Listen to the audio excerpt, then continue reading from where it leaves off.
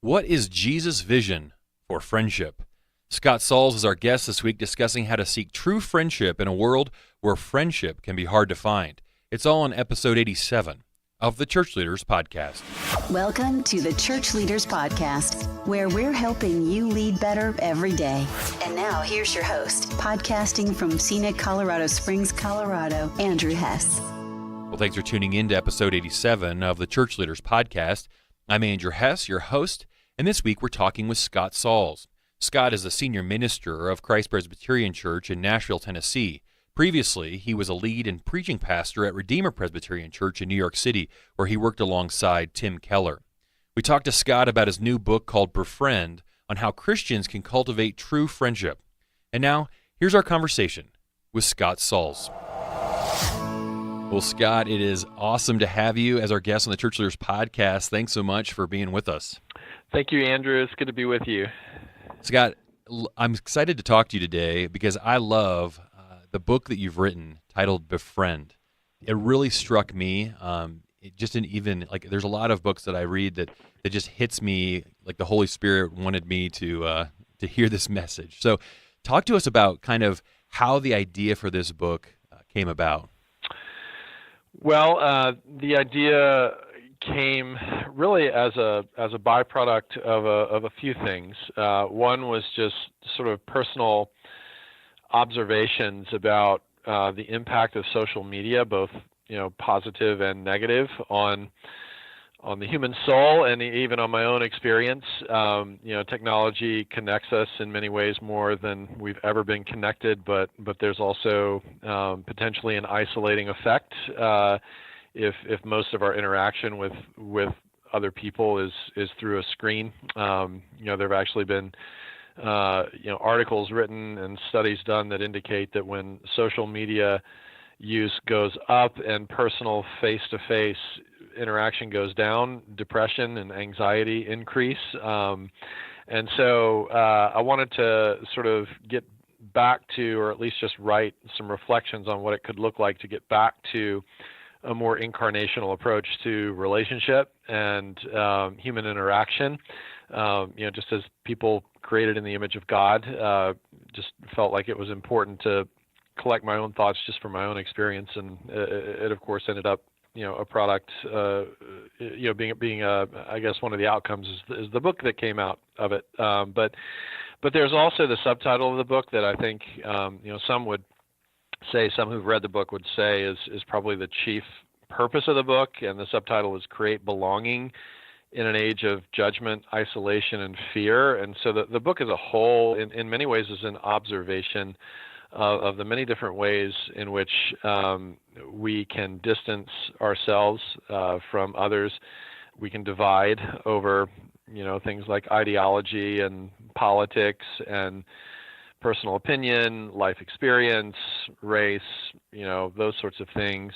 And I'm trying to make a case, especially for those who identify with Jesus, I'm trying to make a case for taking these potential differences that we have with other people and turning them into occasions to love and to press in and embrace diversity and pursue friendship, rather than just sort of isolating ourselves into, echo chambers where, the only input we ever get is from people who think and believe and live exactly as we do. And so just a lot of riches and fullness available when we engage those that the book calls the other.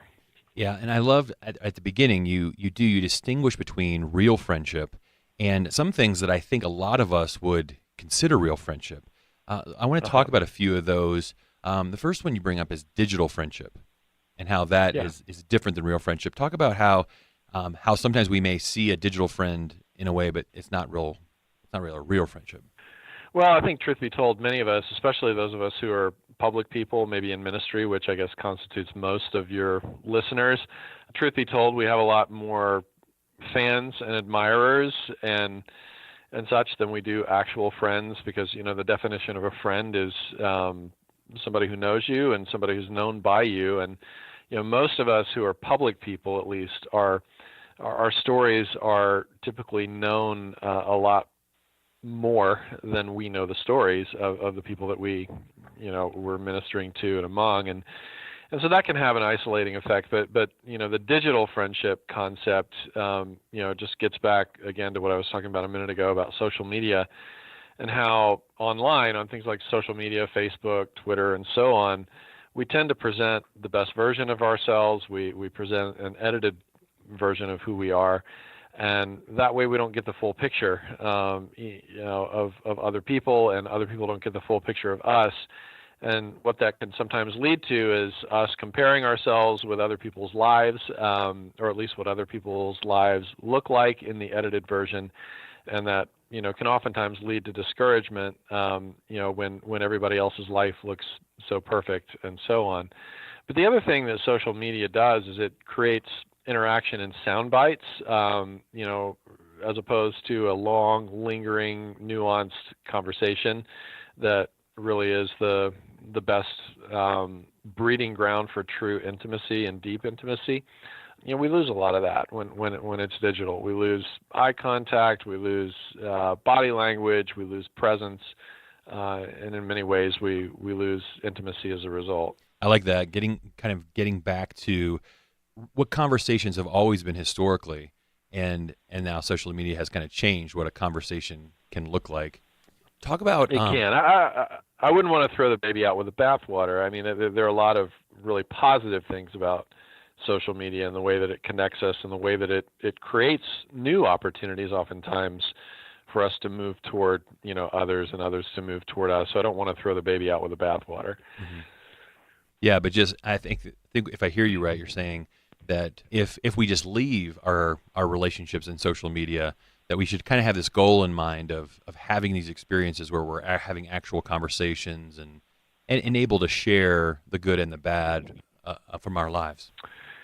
Yeah, I think the more in-person interaction that we have, the more potential it creates for knowing and being known. Of course, we're incarnational people. We're embodied souls, and we're meant to be in community. I mean, even just looking at Scripture, God doesn't call us to Himself in isolation. He calls us to Himself in a community, and so many of the vast majority of the statements in Scripture, when the writers of Scripture use the term "you," it's almost always plural, and so I think in many ways the book is just an attempt to call us all back to that. Yeah, in your book you use the term gritty friendship. I really liked that. I think the example was two pieces of sandpaper being rubbed together. Explain kind of what you mean by that. Yeah, I when I talk about the sandpaper analogy, that represents the friction and the tensions that we can sometimes experience in the more transparent expressions of friendship. I mean, when you have two people in the same room, by definition of being a fallen human being, you've got two broken people who bring their baggage, and so there's potential for irritating one another. There's potential for misunderstanding and being misunderstood.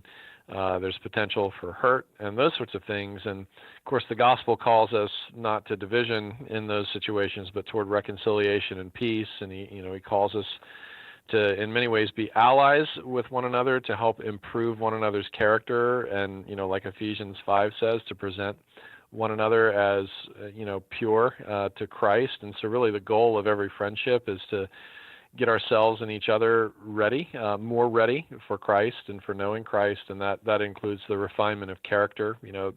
Friendship reaches a much deeper level and a truer level when both parties, have permission from the other to point out flaws and to challenge and to push back and those sorts of things, and when things aren't right with us, and that creates the opportunity for things like humble apologies and forgiveness and all of these wonderful gospel interactions that the Scriptures call us to.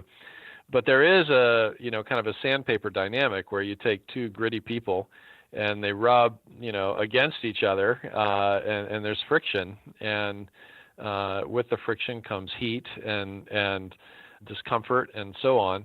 But at the end of the process, both of those pieces of sandpaper are smoother rather than rougher as a result of the friction. And so I guess what I'm trying to communicate in that part of the book is that there is redemptive value and sanctifying value. We become more like Christ the more gritty and honest our interactions are with one another. I mean, Matthew 18, Galatians 6, and many other passages, the Proverbs talk about, faithful are the wounds of a brother. Let a brother strike me when I'm being offensive. When I'm out of line, let a brother strike me, and it's a kindness when he does.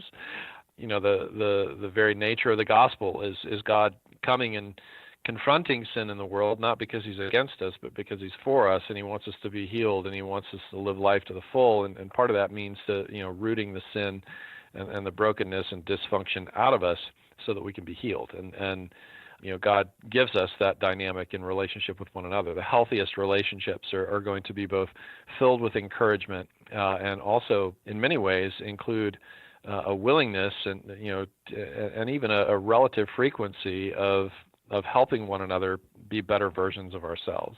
I like that. I think we probably all, as we hear you talk about that, can think about friendships where we've kind of had this go wrong, where maybe we shared something or brought truth, like kind of brought some tough love into a friendship, and that friendship kind of soured, and we feel like we lost that friendship.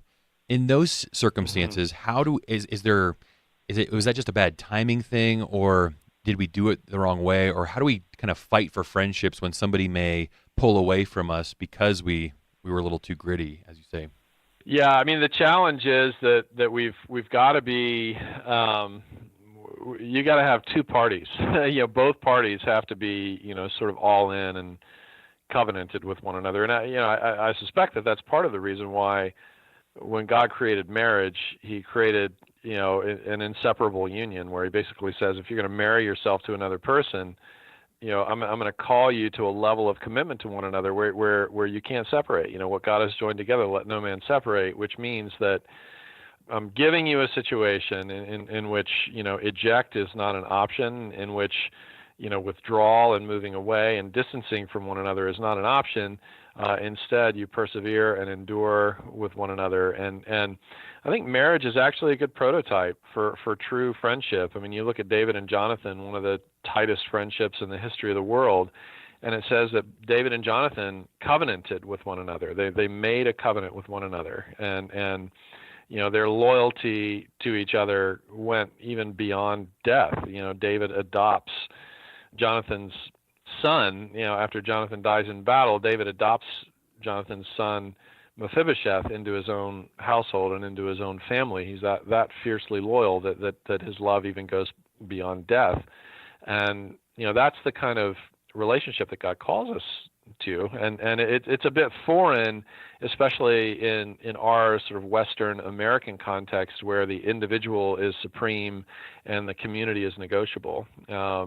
And I think this concept, in many ways is going to make more sense in Eastern cultures, where the community is supreme and the individual is the individual rights and individual preferences is secondary to the needs of the community. And so in many ways, this is a very, very counterculture way of talking about being in relationship, because we're so accustomed to checking in and out of communities, checking in and out of friendships, checking in and out of marriages, checking in and out of church communities, and so on. And the gospel calls us to something much more, deeply and fiercely loyal and long-term than that. And so I think it first and foremost takes a deep theological understanding and buy-in to what God says in his word about what community and friendship really is. But that's got to be a shared vision by every person in the equation. Otherwise you've got one person doing all the pursuing, all the forgiving, all of the transparency, and the other person, just reserving the right to check out if the relationship becomes costly, rather than, beneficial, so to speak. And so a lot of it just has to do, I think, with a lack of understanding and a lack of buy-in on what God himself says about the true nature of community. I love that. I think it's like, as you say, communicating in those friendships, like this could get hard or could go badly, and I'm not going anywhere. Like I'm going to continue to pursue this friendship. And yeah, I think you're right. A marriage is a perfect picture of that. In your book, you talk about one of the things you said that really, really struck out to me is that real friendship happens when we move toward the people that we are most tempted to avoid. And that really hit me, as we do that. I think all of us can think of people that we meet or that we're in relationship with that we just have this natural tendency to avoid. And how do we kind of move towards, instead of avoiding them, but really moving towards them and towards friendship?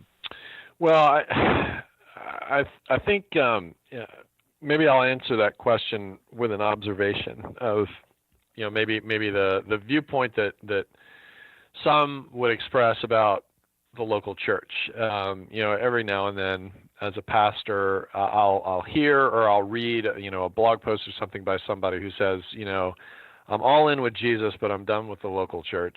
And the reason that is often given is, that the local church today isn't anything like the New Testament church. And I often, think to myself, what is this person's vision or view or understanding of what a New Testament church is? Because the New Testament church that gets more press and more attention than any other New Testament church is the church at Corinth. And, you've got the rich ignoring the poor. You've got a guy who's, having an affair with his stepmother.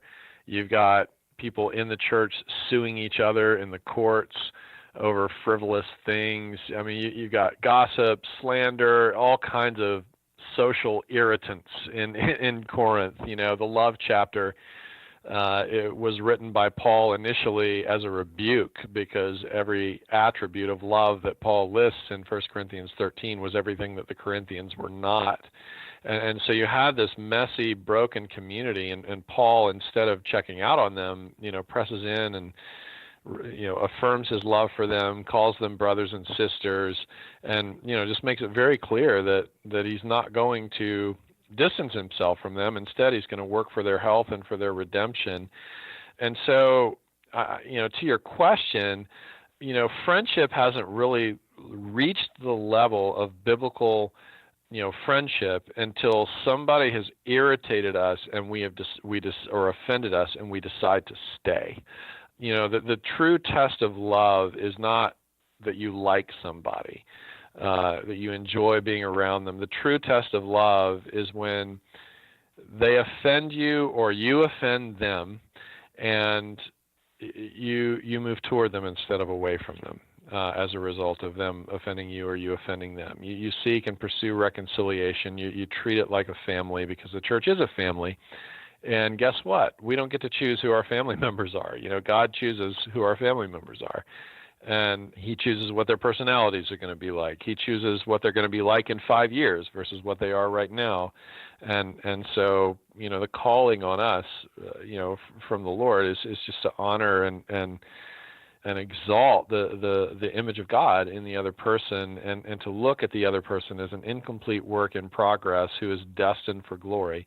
And, in many ways, falling in love with somebody biblically or growing in affection towards somebody biblically includes, as a chief component, reminding ourselves of what God is going to eventually make that person into. I mean, I love what C.S. Lewis does in The Weight of Glory, when he talks about how we've never interacted with a mere mortal, and every single person we interact with is a potential glorious creature that if we were to see them in their future final state, after God's done completing the work that he begun in them, we would be seriously tempted to bow down and worship if we were to see them in their future state. And so to be able to look at other people that maybe we were having difficulty with eyes of faith, that this is a person that God has begun a good work in, and he's going to complete that work. And far be it from me to withdraw from somebody that God is committed to complete them. And so I guess those would be initial thoughts on that. Yeah, I like that. And talk to the person who's listening, who they're thinking of somebody that they're estranged from, and they're thinking in their heart, yeah, but they did this, or they, they crossed the line, or they went too far. Yeah. They did something I can't forgive. Is there a balance to, there's going to be some times where, probably the best thing is to just kind of walk away from that friendship? I think so. When Hebrews talks about spurring one another on toward love and good deeds, and you think about what spurs are used for, it's an irritant to help the horse run at full capacity. The irritant, in the side of the spur in the side of the horse helps the horse to run at 80 or 90% speed and capacity rather than 10 or 20%. But then you take you exchange a spur for a sword or a dagger, and all of a sudden that instrument that was used to help and strengthen the horse now is an instrument that could be used to destroy or to abuse or severely injure the horse. And so I would say this, that the only person in history that should submit to abuse is Jesus Christ. None of us should submit to ongoing abuse. Christ's unique calling was to be wounded by perpetrators and by abusers, and of course we're among them because of our sin. But that was his unique, calling toward the world. He so loved the world, that he gave himself and submitted to the cross and endured it and so on. But I don't believe that there's any case that can be made that we should continue in a relationship in which somebody continues to abuse us, physically, verbally. There is a difference between forgiveness and trust. Forgiveness is granted as a Christian for any and every offense. That's our call to forgive, and to forgive it's a hard thing. It's not an easy, sappy, sentimental thing. It's a gutsy, very hard, painful thing to forgive somebody, because what it basically means is I am absorbing the injury that's been done to me and refusing the right to retaliate. And instead, I'm entrusting this person to God, and God will be this person's judge. And that can be a very hard and painful and gut-wrenching thing, to entrust everything to God who judges justly. But forgiving is different than trusting somebody. If somebody has injured me and they haven't shown any sign of remorse, any sign of sorrow, any sign of regret, then the wise thing, and I think the right and good thing, is to withdraw and to distance myself. I mean, you even see the disciples doing this. After Jesus is crucified, they go and they hide in an enclosed room together, to get away from their potential persecutors. And so, I would say that somebody who's in an abusive situation should retreat and feel no remorse or sorrow or guilt about retreating. And so, what this requires is a significant, an understanding of the significant difference between trust and forgiveness. Scott, talk about, as you lead your church, you talk about, I love the subtitle, creating belonging in an age of judgment, isolation, and fear. In your church, how do you create a culture of friendship? How do you do that as the pastor, where you're kind of encouraging your people to be a place where kind of pushing against some of these things that we see in the culture? Well, to write books like the one I have and share it with our church. I mean, it was chiefly conceived, the book was, as a resource for people in our own church here to, enhance our vision for what true community and friendship and transparency and such can look like. But I think a lot of it just has to do with the way that leaders conduct their lives and how a staff culture and a leadership culture is cultivated. And the more relational health there is in staff and leader culture, that tends to make its way into the community as well. But I think, placing strong emphasis on scriptures like Matthew 18, where Jesus lays out the reconciliation process for us, and passages like Galatians 6, where, it says, if any of you is spiritual, if any of you is caught in transgression, you who are spiritual should restore that person gently. And examples of like what Paul does in 1 Corinthians of challenging the Corinthians for their dysfunction, but also sticking with them and loving them. I think putting these scriptures in front of our people and imagining out loud ways of of how we're meant to live these things out as the starting point. But I think eventually, when push comes to shove, leaders have to take the lead. And part of the way that we do that is in the way that we respond to criticism.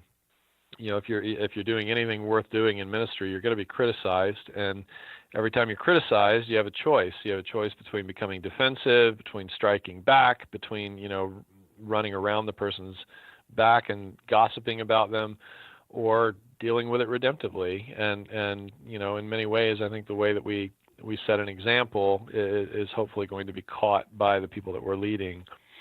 But it really does start with the leadership. I really like that. Scott, it's been so great to talk to you. I'm really excited about your book, Befriend, and it's been great to see such a great response on social media. A lot of people have been tweeting it, and we'll link to where people can get the book in the show notes for this episode. But thanks so much for taking time to share with us today, and thanks for writing this book. Thank you. It's been great being with you. Thanks again to Scott Sauls for joining us this week as our special guest on the Church Leaders Podcast. If you enjoyed this episode, take a few minutes to subscribe, rate, and review us on iTunes, and consider sending this episode to somebody you know that might benefit from listening to it. Also, you can always download the show notes for this episode and every episode at ChurchLeaders.com/podcast. In those show notes, we include resources mentioned in the show and links to some of our guest top content on ChurchLeaders.com. As always, if you have ideas for how we can improve the podcast or guests that you'd love to hear us interview, email us at podcast@ChurchLeaders.com. Thanks for listening, and we'll see you again next week. You've been listening to the Church Leaders Podcast. For articles, videos, and free resources that will help you lead better every day, visit our website, ChurchLeaders.com. Thanks for listening.